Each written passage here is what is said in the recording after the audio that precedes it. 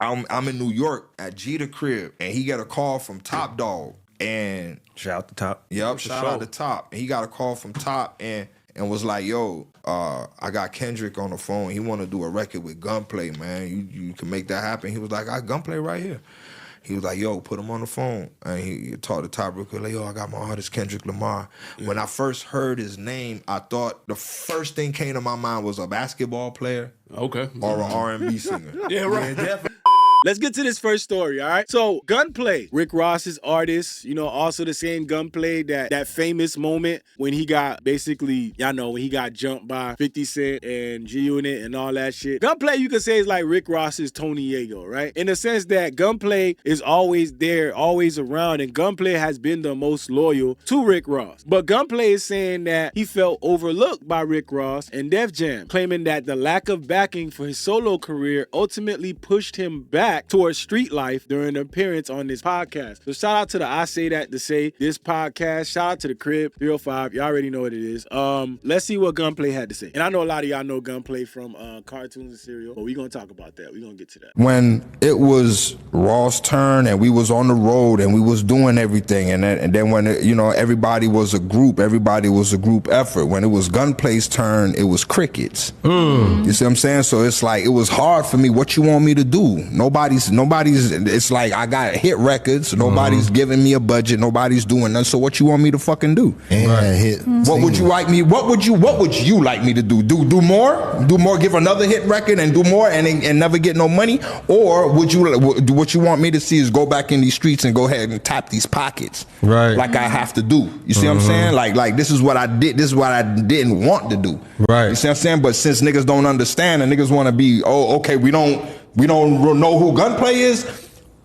Fuck, nigga, give me that chain. Let me get all that because I'm back. You see what I'm saying? That was literally a cry for help for real when I look back and see that now. Yeah. You know. Now, I ain't gonna lie. One thing that's important to note here is this is why, on the flip side, I do respect the moves of somebody like 50 Cent and what he did for G-Unit, right? Because people could say that Gunplay didn't have hit records, whatever you feel like is a hit record. But to me, Gunplay has always been an artist that I think was super underrated, had the potential to really be like a successful artist. It all depends on how people that are considered the leaders of those artists, how they present that artist to the fans that they already have. Because obviously, if you are a fan of Rick Ross, you can be a fan of Gunplay. Like these labels and these clicks, that's the leverage you have. When you get that fan base, it's up to you to put these people that you're trying to put them on. But if you so focused into your own shit and what you got going on at the moment, you don't leave space for that shit to happen. And that's one of the things I kind of respected with like 50 Cent in the way he handled G-Unit, is because he literally skipped doing that second album immediately after Get Rich or Die Trying to push out the other guys in G-Unit. So I respect that. So when you see somebody like Gunplay, it's not that Gunplay was whack. This nigga not whack. This nigga could rap. But he didn't really have like that energy behind him. Now, who knows? He could have had the energy behind him and that shit could have flopped. You never know. But I feel like he just never got the chance. But now he's showing his frustration. But also the flip side to that is sometimes these artists, they don't got the pull like they saying they do. You'll look at somebody like Ross and in your mind you should say, yo, Ross should be able to do everything for that nigga. But the reality could be that Ross can't do the fucking most for that nigga because he ain't got the pull to do that. You know, people see Maybach Music and they think it's just Maybach Music. No, it's Maybach Music and they under another fucking label. So sometimes that guy don't run everything like people think he does. And as the artist under him, all you doing is looking at the artist above you and you just saying, damn, why you can't help me get where you at? Gunplay talking about it like he had to go back to the hood and start scheming just to make ends meet. And honestly, for Rick Ross, if that's your dog, day one, whatever the case may be, you should have had that dude going back like that. I'm saying, let me get that. Right. Let me get that. So you showing them like I really would do this. Yeah, you know, push me back in the street. So I mean, what you really want me to do? Like, you know, I'm for everything. I was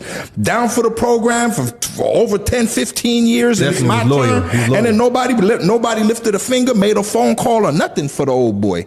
You see what I'm saying? So what you want me to fucking do? That's crazy because you have some killer features. Outside looking in. But then when you sign, when I'm signed to a label like Maybach Music, I'm my hands tied. It's all up on the big dog. And then if he don't want to get me a budget, then he won't get me a budget. You and Rick Ross aren't close anymore?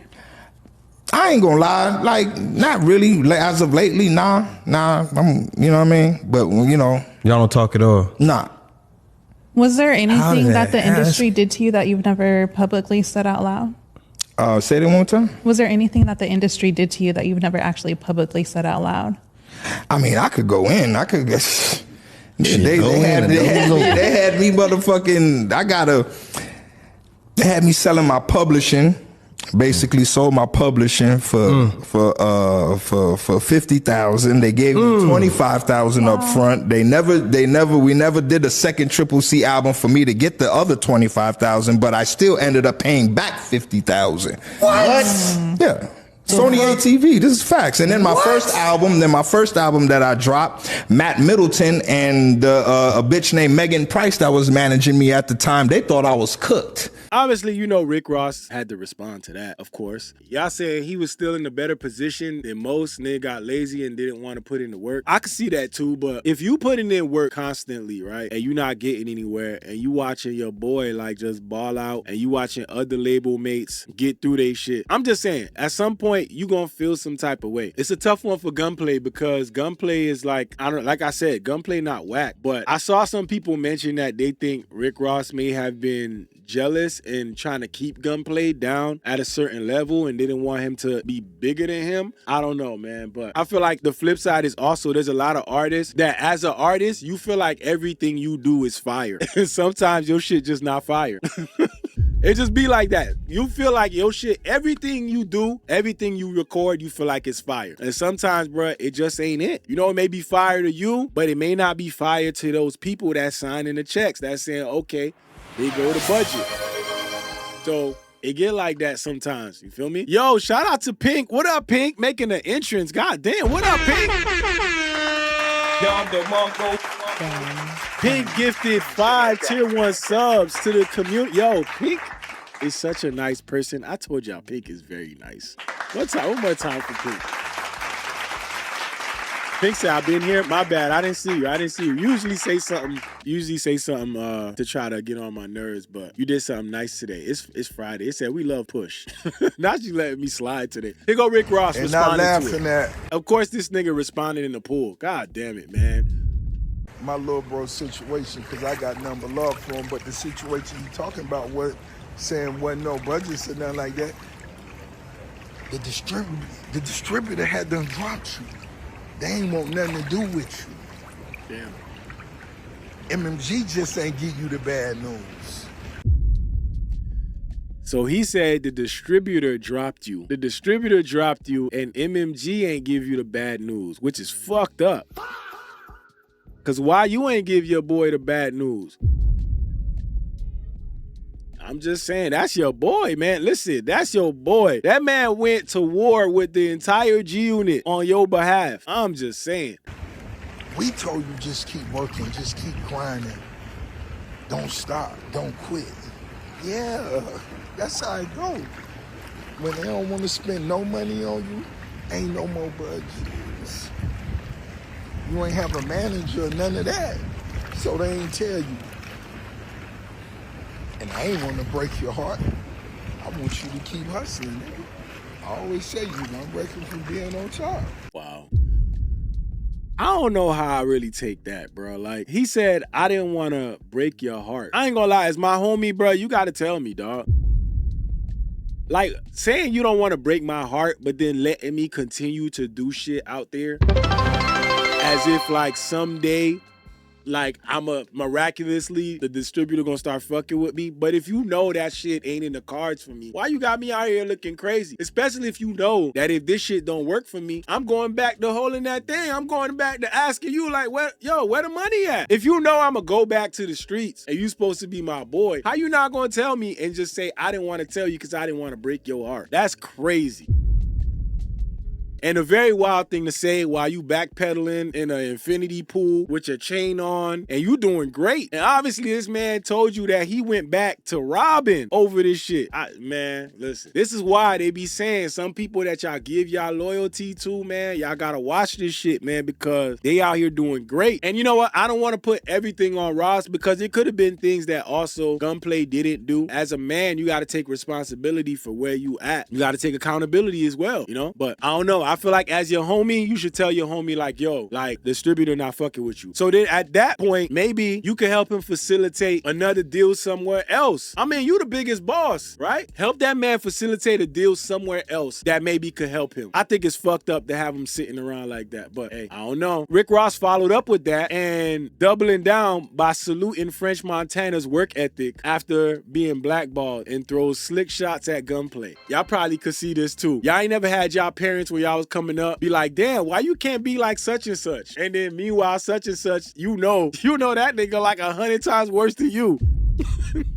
Why you can't be like John from up the street? Nigga, do you know what John be doing? John worse than me. That shit all the time. That's how that shit feel right there. It's like, yeah, you know, why you can't be more like French Montana? What the fuck? The same French Montana we just found out was stealing songs? Shout out to Pink with the bits. Said Gunplay was skiing too. Yeah, you know what? It's called cocaine. It's fucked up. I immediately know what you was talking about as soon as you said that. Gunplay was skiing too, though, so maybe that played a role. Ross does not care, clearly. Shout out to Gunplay for cartoons and cereal, though. Yeah, allegedly that he was on the slopes. Not gonna lie, allegedly he was on the slopes, but okay. So Ricky Rose, Midnight Tonight, the new record dropping. French Montana, Max B, the Empire Double MG, real shit. French Montana, my nigga, we been down years. Years. My nigga got on the platform, that nigga ain't stopped working till he took off. Everybody ain't gonna put in the same amount of work. Everybody ain't gonna get the same results, nigga. That's just how it go, but you never fold, you never quit, you never stop. It's never for a bitch. Oh. So one, he's saying he had no work ethic, and he's saying over a bitch. Hey. See the Luke Belair? See the #1 rum in the world, don't you? You see my beer is right down here, South Beach Brew. He never stopped. Never stopped. I love the money. Clearly. I just got off the radio station talking about that new single, Minx in Miami, and it's a beautiful situation. And what Young Jock pointed out was, Rose, you executive produced French Montana first album along with the team. I did. And salute to all the homies that we got down and we went and got that money. Y'all know who you are. Everybody can't get the same amount of money. That love and effort I put in the Meek Mill, that love and effort I put in the Wale, that love and effort Rose put in the French Montana, all the other artists that we work with. Everybody had that same platform.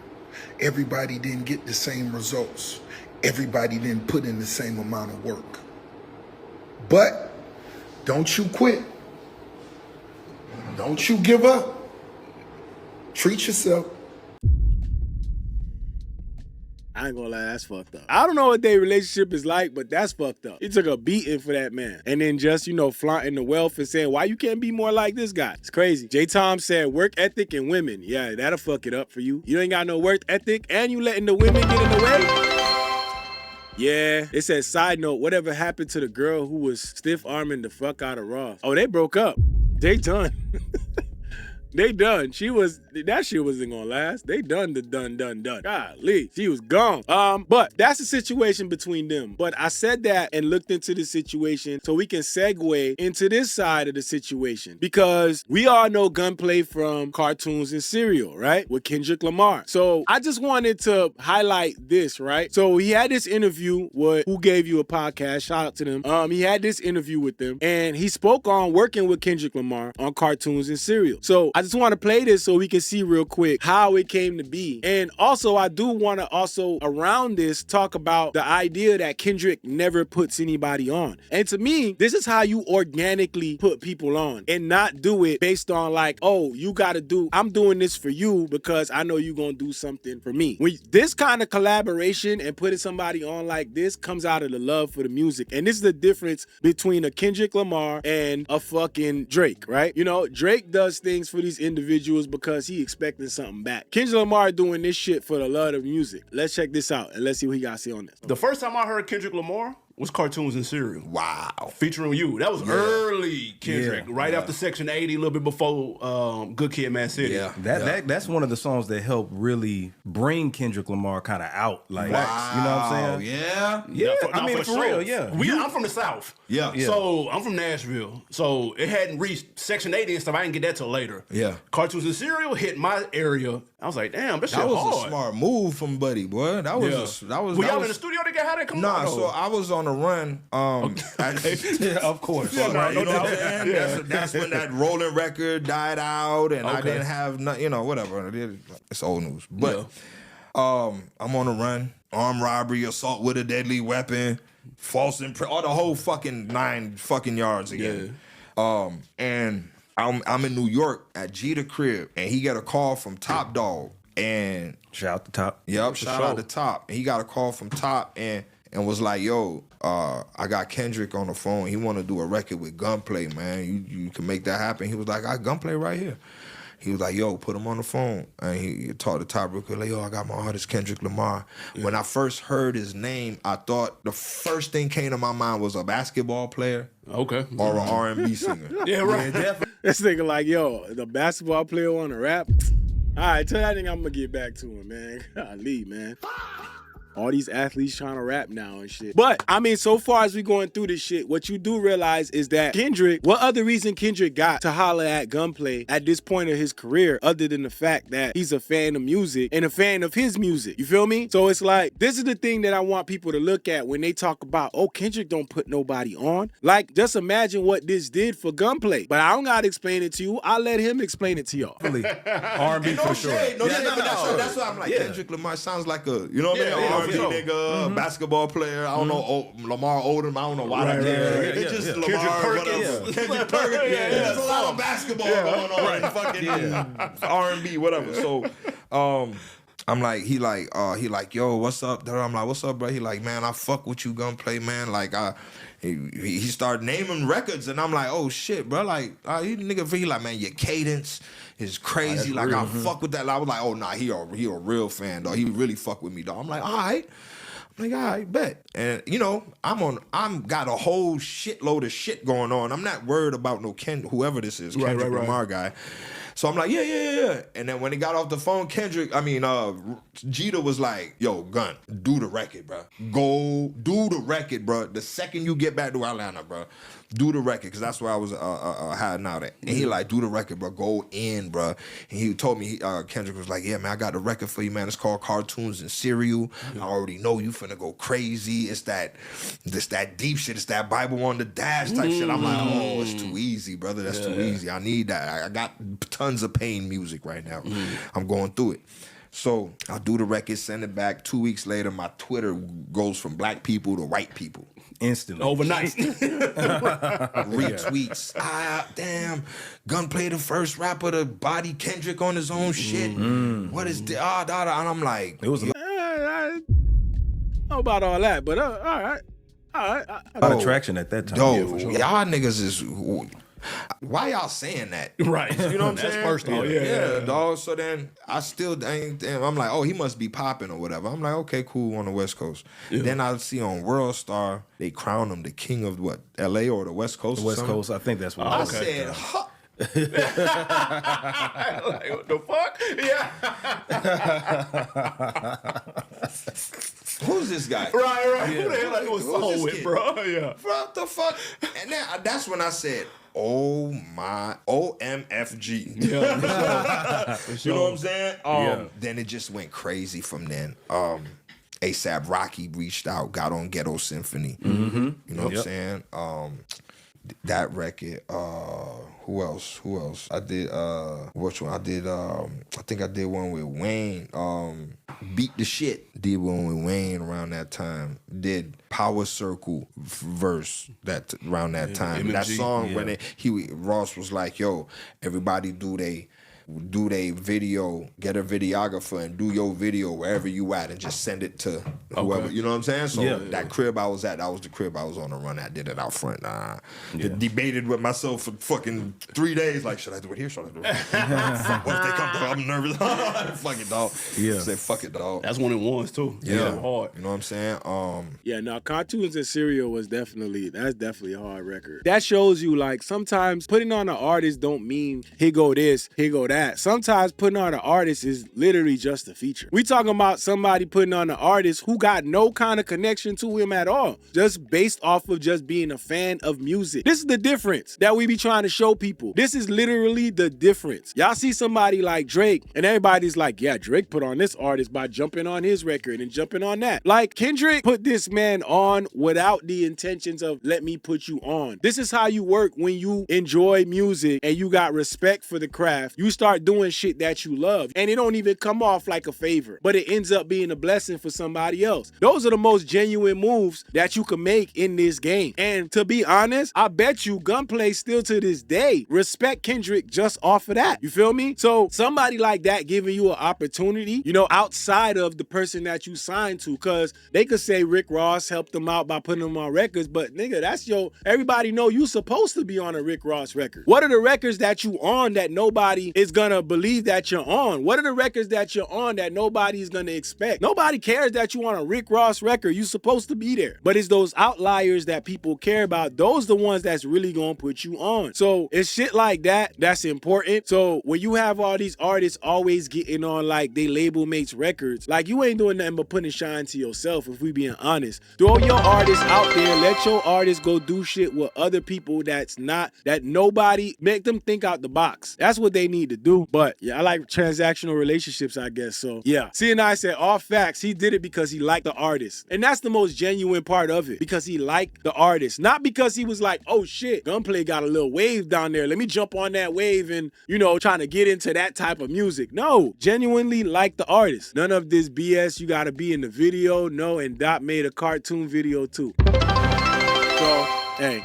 I think that cartoon video was fan-made, though, and they ended up rocking with it, if I'm not mistaken. Pickstarver said, look how Aubrey tried to do Fetty Wap, then Gilly's stupid ass crying over Aubrey in front of him. Yeah, that was kind of awkward, right? Making him talk about that shit, not knowing that shit. I ain't gonna get into Gilly and his shit, man. But yeah, this is doing something without expecting something in return. And sometimes what you get in return is way more valuable than if you would have expected something. So, this is genuine shit that we like to see. Shit like this, that's real and authentic.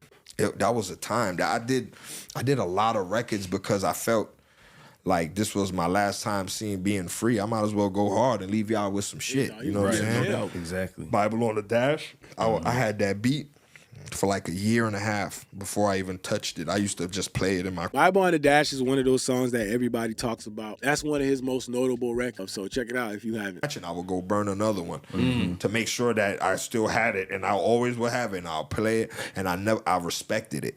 I respected that beat. Shout out to the Morris brothers. Shout out to Onassis. I respected it, and I was like, yo, I'm not finna do this record until I have a reason to pour my soul out on it.